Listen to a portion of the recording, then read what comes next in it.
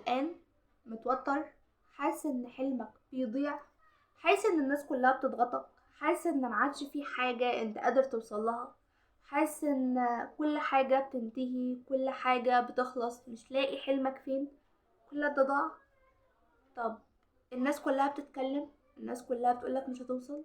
طب هترضي مين؟ هترضي اللي بيضغطوك، ولا هترضي المدرسين، ولا هترضي اهلك، ولا هترضي مين بالظبط؟ ولا هترضي نفسك علشان نفسك ليها حق عليك؟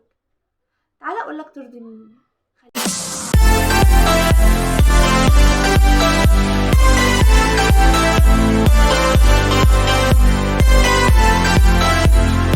الاول هندعي للناس ديت زي ما اتفقنا ان ربنا يوفقهم ويكبر بخاطرهم باذن الله.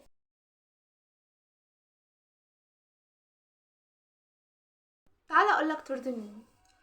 ارضي ربنا اول حاجه، وارضي اهلك بعد ربنا، لان اهلك طبعا فوق كل حاجه، بدون رضا اهلك انت مش هتجيب حاجه. طب وترضي مين؟ تالت حاجه، ارضي نفسك قبل اي حد. نفسك ليها حق عليك، لازم عشان تعمل حاجه تكون نفسك راضيه عليك علشان تعملها وانت حاسس ان انت كويس. طب تمام، بعد كده هعمل ايه؟ انا حاسس ان انا الدنيا بتضيع، حاسس ان انا ما كنتش قادر، مش قادر اوصل. لا كمل. النجاح مش سهل، النجاح مش سهل خالص. لو النجاح سهل كان كل الناس زمانها ناجحة، كان كل الناس دخلت كليات قمة، كان كل الناس قدرت ان هي تحقق احلامها، ويبقى كل الدنيا بقى كلها طب وصيدلة وهندسة وألسن، مفيش كليات تانية. الدنيا كانت هتمشي ازاي؟ لو النجاح يلا خلاص ذاكرت معلومة ادخل حل جبت نتيجة خلصت مش عارف. لازم تشتغل على حلمك، لازم تشتغل على عقلك. ارضي ربنا واشتغل على نفسك، ارضي اهلك واشتغل على نفسك، ارضي نفسك واشتغل على نفسك.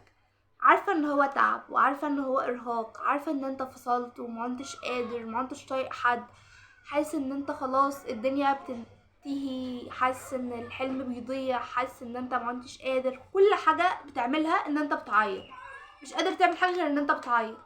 طب هل ده حل؟ هل العياط حل؟ العياط بيشيل الاكتئاب وبيخلي ان انت تحس ان انت كويس شوية، بس مش حل. هتفضل تعيط الشهر كله والشهر كمان ضاع؟ اكيد في حلول تانية. التعب ده كله لحظة النتيجة بيتنسى، لحظة النتيجة بيتحول لانتصار.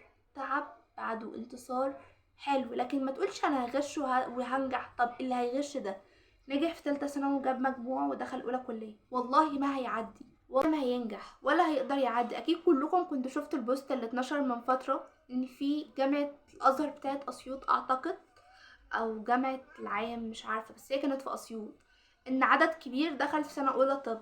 طب بعد ما دخل في طب نجح منهم 20 والباقي كله راسب. طب ليه كله راسب وليه كل ده حصل؟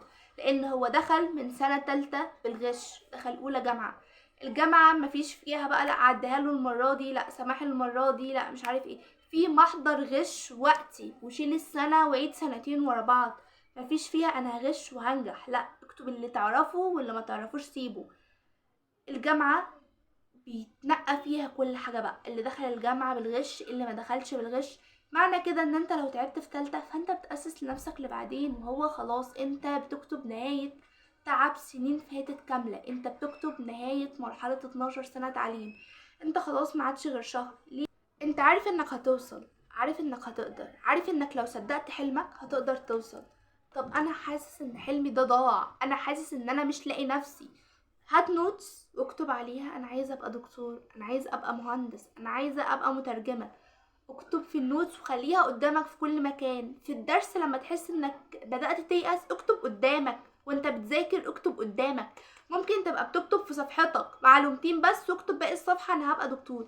انا كنت بعمل كده في تالتة ثانوي، وانتوا لو عايزين تشوفوا ليالي الامتحان بتاعتي، النوت اللي انا كنت بحفز نفسي فيها في ليالي الامتحان، انا كنت بضحك على نفسي، خلاص اخر سنة واخر ايام وهتعدي وهنجح وهجيب مجموع وهحقق حلمي وحلم اهلي. كنت دايما كل ده بكتبه لنفسي في نوت، بحفز نفسي. النوت دي معايا ذكريات حلوة. تالتة ثانوي حلوة، عارفة ان فيها ضغط كتير، فيها ضغط من كل الناس. حلمك اللي انت كلف نفسك بالاكتر. ما تقولش انا مش هقدر اذاكر فصل فانا هقسم الفصل نصه واخد نصه واسيب الباقي مش مشكلة، لا، كلف نفسك بالفصل. انت ما قدرتش النهارده هتقدر بكره. طب انا حاسه ان انا ما قدرتش النهارده كمان، ده انا اول يومين وقعت. محدش بينجح من اول يوم في خطه، ولا حد بينجح من تاني يوم في خطه، ولا من اسبوع ولا من اسبوعين. بس الفتره دي اكيد انت وقعت قبل كده مره واتنين وتلاته واربعه، فلازم المره دي بقى تكون واقف ما تقعش. لازم تقدر، لازم توصل. حط هدفك قدامك، شوف فرحه اهلك. تخيل كده قدام وانت بتجيب النتيجة وبتبص في فونك وشايف كل الناس اللي حواليك بتفرح، وكل الناس بتزغرط، وكل الناس مبسوطة، كل الناس قادرة ان هي تفرح لك. كم حد دلوقتي متعلق فرحته علشانك؟ كم بيت كان فيه ثانوية عامة وما قدرش ان هو يفرح بالعيد الصغير، ولا هيقدر يفرح بالعيد الكبير علشان كان فيه عنده ابنه او بنته او حفيده او حفيدته بيمتحن؟ كم بيت؟ اكيد في بيوت كتير على مستوى الدولة كلها فيها ناس كده، فيها مفيش حاجة مفيش ثانوية عامة. يعني انت لو ما عندكش ثانوية عامة النهاردة يبقى عندك السنة الجاية، الا البيوت اللي هي فيها اطفال لسه صغيرين بس، وهيبقى اختها او اخوها او ابن سلفها او ابن سلفتها. عارفة ان هي مش تبقى مقتصرة على العيلة كلها، واهلك اكتر ناس هيبقوا متضررين ليك. بس لاحظت النتيجة كله بيفرح، لاحظت النتيجة ده بيبقى جاي وباباك خارج يقابله كده، ده انا ابني دكتور، ده انا ابني مهندس، ده انا ابني بقى مترجم، ده انا ابني بيفتخر بيك، بيبقى مبسوط بيك، بيبقى عارف ان انت عملت حاجة تفرحه. طب ده اكيد طبعا لازم انت عارف ان انت عايز تفرح، يكون عندك ثقة في نفسك، لازم تكون واثق ان انت هتقدر. طب انا اعمل ايه؟ حط قدامك جدول ان انت هتصحى من الفجر وهتبدأ تذاكر وعشان تقدر توصل وتحقق حلمك. طب انا ما بصحاش، انا ما بقدرش، مرة ورا التانية هتقدر. طب انا ما عنديش ثقة في نفسي. جربت تسأل نفسك انت ليه ما عندكش ثقة في نفسك؟ هتوصل؟ اسأل نفسك كده، اسأل، رد عليا، انت هتوصل وانت ما عندكش ثقة في نفسك؟ مستحيل، مستحيل طالما مفيش ثقة ان انت هتقدر توصل. طب انا اعمل ايه علشان ان انا اقدر اوصل بقى وارجع ثقتي بنفسي؟ صدق حلمك هترجع ثقتك في نفسك، خلاص هتبدأ تذاكر، هتقدر توصل. قوم عافر، حلمك يستاهل، خليك ورا الجملة دي على طول. انا واثقة فيك، واثقة ان انت هتقدر. انا شفت ناس كتير معايا في الكامب الاولاني والكامب التاني، انا شايفة ان مستواهم كويس، بدليل انا لما ضغطت اول يوم وتاني يوم وتالت يوم لقيت ناس كويسة جي منها عدوا 16 ساعة قدروا ان هما يوصلوا. كل ده هيجي منك، انت هتقدر. قوم من دلوقتي، افتح كتابك، سمي الله، اقرأ صفحة قرآن وابدأ.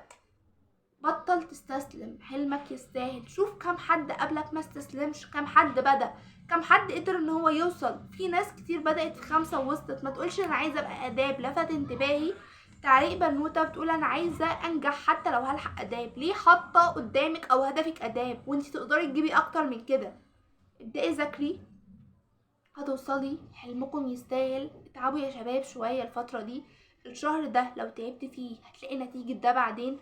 هتحس ان انت حتى لو لعبت في بداية السنة فهتلاقي حاجة ان انت تبقى مبسوط من نفسك بيها بعدين، علشان ما تندمش بعد كده. ندم بعد كده اصعب من اي ندم في حياتك.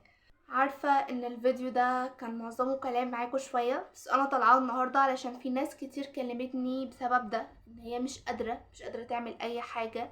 بس انا عايزة افكرك بحلمك، صدقه هتوصله باذن الله. ما تنساش تعمل لايك وشير سبسكرايب للقناة وتفعل زر الجرس عشان يوصلك كل جديد. وما تنساش اكتب لي تحت في الكومنتات محتاج ايه تاني، ويلا انزل تحت بسرعة اكتب لنفسك دعوة عشان نحطها في الفيديو الجاي باذن الله. أقول بقولي هذا وأستغفر الله لي ولكم، والسلام عليكم ورحمة الله وبركاته.